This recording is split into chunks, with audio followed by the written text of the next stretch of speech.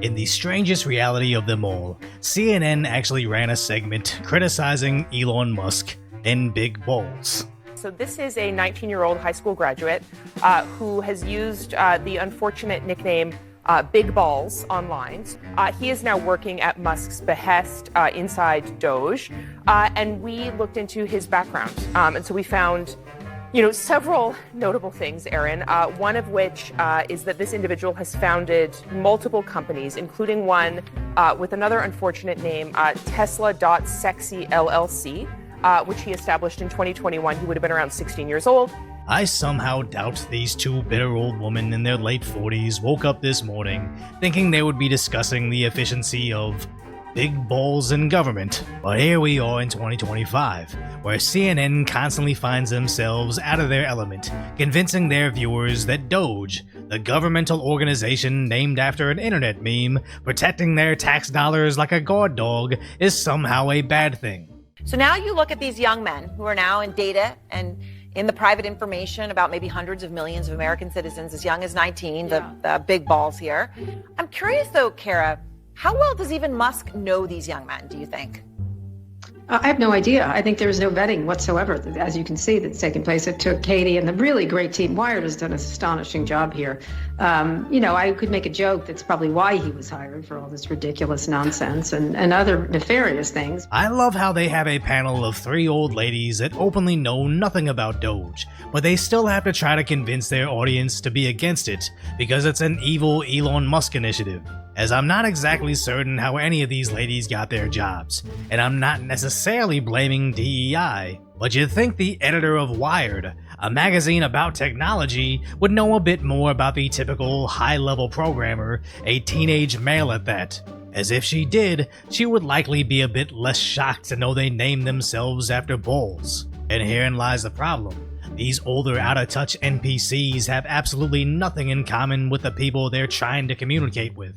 They think because a name like Big Balls offends their corporate standards, it's going to somehow impact how anybody in Gen Z judges their performance. And it's the same in politics. These senators are so old they can't even walk up steps without being put in a literal wheelchair. And even congresswomen on the other side are ending up in walkers. Which shouldn't be surprising, as their previous leader was unable to simply ride a bike, let alone walk up a staircase. All these politicians and basically state-sponsored newscasters are well past their expiration date, so no wonder they don't understand this next generation of men that can actually get things done. Because I remember when Trump won the election and Doge was becoming a reality. I used to work as an investigator, so I thought I could contribute.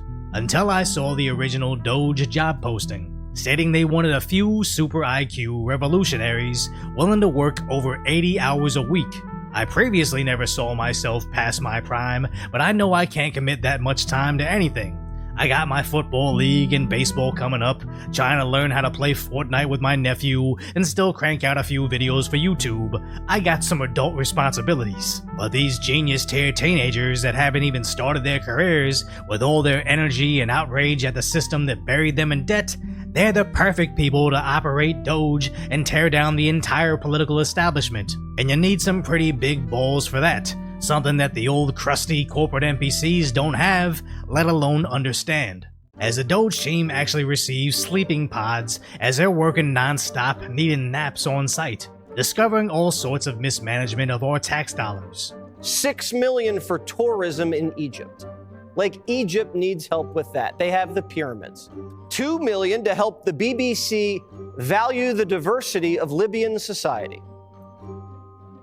We're bribing the BBC to cover Libya better? Why? $1 million for a gay group in Armenia. There it is. We paid $20 million for Iraqi Sesame Street. افتح يا سمسم.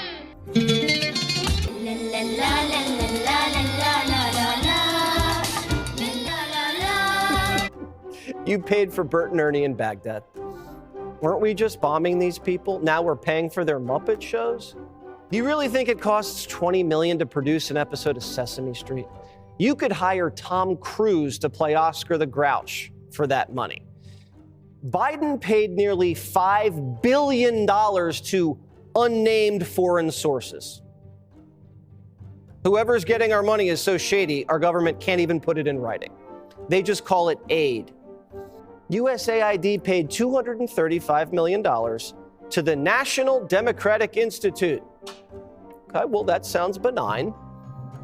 No, millions of that money went to executive compensation, meaning salaries for all the liberals with no skills.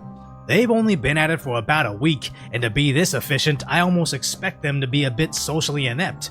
I don't care if their name is BigBalls or a literal Asian racial slur. If they're actually delivering on the promise of creating government efficiency, everything else doesn't bother me. It's just these old news anchors and politicians that are just looking for a reason to shut down Doge. As the corporate media reports, one of Elon's guys had to resign after the Wall Street Journal found old and sensitive tweets, while allegedly an employee from Boston University put out a wanted DOA poster for Elon's team with their full names and images, to which Boston University has now scrubbed him from their website. As this just keeps getting increasingly more extreme, to the point they went from criticizing a username to actually committing felonies. And it's not because they're necessarily angry at any particular thing, they're just aimless NPCs looking for a way to feel useful. As actual journalists like Nick Sorter show us, these anti-Elon types don't even know what they're angry over. You're holding a sign that says Elon Musk is a Nazi. Can you explain to me why Elon Musk is a Nazi? I'm not here to answer questions. You're not here to answer questions? Is somebody paying you to hold this sign here? Yeah. Yeah, I'm sure they are. I'm sure they are. Deport illegal billionaire immigrants. So now you guys are for deportations, huh? I wouldn't touch me, bro. If you're gonna touch me, we're gonna have a problem. So I'm allowed to record on the street. So you want to deport Elon Musk for what reason? You want to deport him? So all of a sudden the Democrats are anti-immigrant? You guys have no idea what you're talking about. That's the point. You have no clue what you're advocating for. You hate the guy that is trying to bring transparency to the government. No answers. Closed doors and in secret. That's called transparency. Actually, well, we've been doing this for 2 weeks now, and we've already exposed multiple different agencies. What does USAID do? You want to see what USAID does? Yeah, go right ahead. You want to do? And it would be kind of funny if it wasn't for the fact that these people actually vote. It makes sense when these scumbag politicians and newscasters freak out over Elon because they're probably going to get exposed and go broke. But these grown adults are willing to sacrifice their afternoon drawing these posters and then their evenings marching through the street for free for reasons they can't even explain. But I guess Elon's team being named after testicles and a dog meme is reason enough to continue letting these politicians steal their tax dollars. And in light of all that, if you appreciate my concise, lighthearted commentary on the tragic status that is today's reality, hopefully I've earned your subscription and we can chat again soon.